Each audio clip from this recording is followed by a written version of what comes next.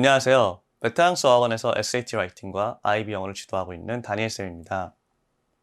설명의 일부, 국제학교 학생들이 SAT 공부를 일찍 시작해야 되는 이유, 시작해 보도록 하겠습니다. 학부모님들은 SAT가 얼마나 중요한 시험인지 이미 잘 알고 계십니다. 그래서 저는 조금 다른 관점에서, 어떻게 보면 더 중요한 관점에서 SAT 공부를 일찍 시작해야 되는 이유에 대해서 말씀을 드리려고 합니다. 오늘 설명의 부제는 이와 같습니다. 학교에는 주도적으로 배우는 학생들과 허덕이면서 따라가는 학생들이 있습니다.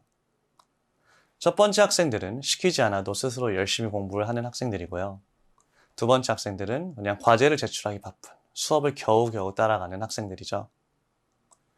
그리고 입시에 성공하는 아이들은 당연히 첫 번째 학생들입니다. 우리 아이는 왜 공부를 열심히 하지 않을까? 머리는 좋은 것 같은데 왜 집중력이 약하지? 라고 생각해 보신 적 있으시죠? 공부를 선천적으로 잘하는 아이들도 있습니다. 하지만 대부분의 경우는 고등학교 수준의 공부는 8, 9, 10학년을 어떻게 보냈느냐에 따라 정해지게 됩니다. 입시에 있어서 제일 중요한 시기는 11, 12학년이 맞지만 이 시기를 잘 보내기 위해서는 8, 9, 10학년이 중요하다는 것이죠.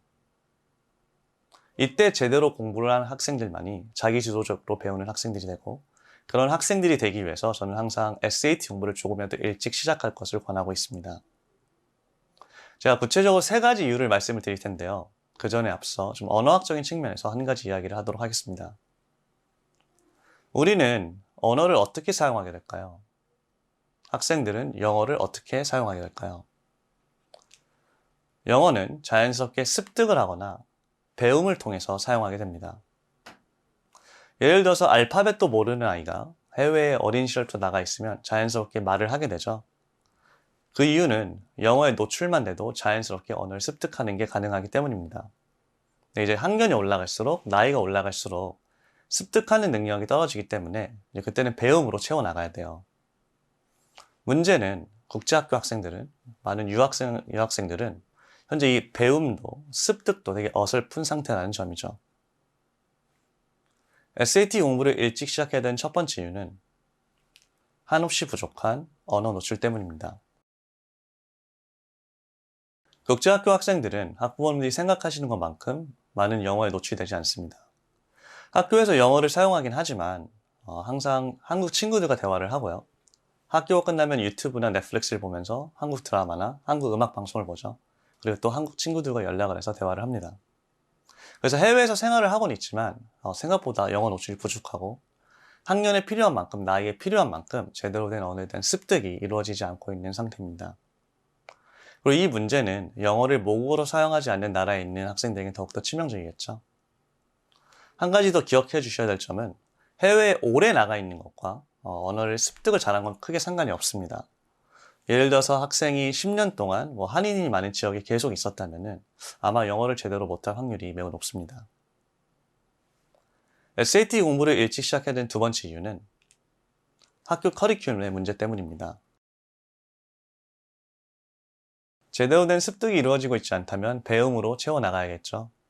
근데 문제는 대다수의 국제학교는 AP와 IB를 시작하기 전 8, 9, 10학년 때 세계적인 영어 커리큘럼을 갖추고 있지 않습니다. 물론 캠브리지에서 제공하는 IGCSE나 GCSE처럼 우수한 교육 과정도 있지만 이런 걸 제공하는 학교는 거의 없고요. 대부분은 학교 선생님의 능력껏 커리큘럼이 만들어지고 성실함에 따라 진행이 되죠. 그래서 필요한 시기에 정말 중요한 공부를 해야 되는 시기를 헛되게 보낼 때도 많이 있다는 것입니다. 한 가지 꼭 기억해 주셔야 할 점 중 하나는 학생의 성적표를 학생의 영어 실력이라고 생각하시면 안 된다는 점입니다. 아까 말씀드린 대로 어떤 선생님들은 점수를 너무 잘 줘요. 어떤 선생님은 점수를 절대 안 줍니다. 또한 요즘에는 공부를 열심히 하지 않고도 제대로 된 과제를 제출하기 되게 쉬운 시대에 살고 있어요. 좀 더 구체적으로 말씀을 드릴게요.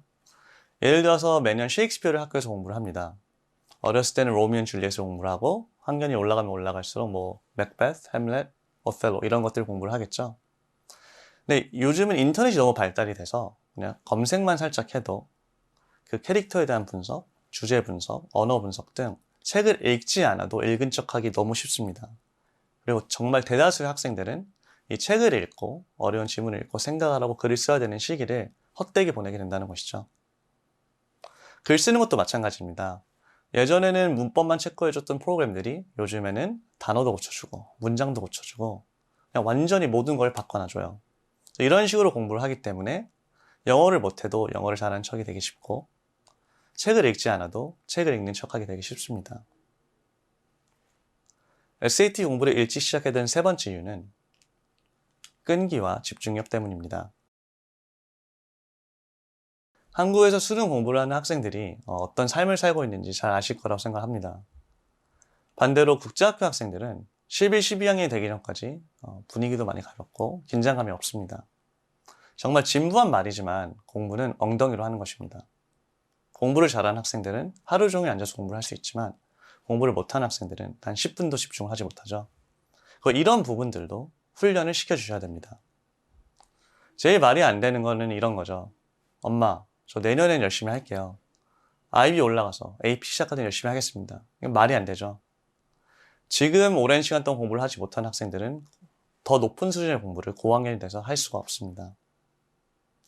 제가 앞서 말씀드린 이 세 가지 문제점들을 완벽하게 해소시켜 줄 수 있는 것이 바로 SAT 공부입니다. 여기서 제가 말하는 SAT 공부란 단순한 문제풀이가 아닌 SAT 이용한 제대로 된 영어 수업입니다. 예로 SAT 리딩을 통해서 독해, 어휘, 분석적 리딩을 배울 수가 있는데 여기서 배우는 모든 것들은 앞으로 학교에서 하는 공부에 많은 도움이 됩니다. 처음에 SAT 리딩 지문을 접하면 너무 어려울 거예요. 한 문단에 모르는 단어가 수십 개가 있을 때도 있고 한 문장도 해석이 안 되겠죠. 근데 그 과정 속에서 문장을 해석하고 문단과 문단과의 관계를 파악하고 이런 연습 속에서 영어 실력뿐만이 아니라 끈기와 집중력도 생기게 됩니다.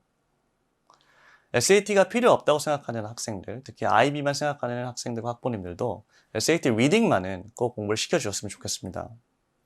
흔히 요즘 아이들 말로 피지컬 차이라고 하는데요. SAT를 공부하고 IB를 하는 학생들과 그냥 IB로 들어간 학생들은 그냥 기본적인 영어 실력과 끈기 집중력이 많이 다릅니다. 마찬가지로 SAT 라이팅을 통해서 높은 수준의 글을 쓰기에 필요한 모든 것들을 배울 수가 있어요. 우리가 흔히들 문법이라고 생각을 하면은 투부정사, 주어, 동사, 수일치 이런 걸 생각할 수 있는데 제가 생각하는 제대로 된 문법 수업이란 영어의 본질을 파악하는 것입니다. 예를 들어서 이런 것이죠. 모든 문장엔 주어, 동사가 있다. 하지만 주어, 동사는 하나일 필요가 없고 주어도 한 단어일 필요가 없다.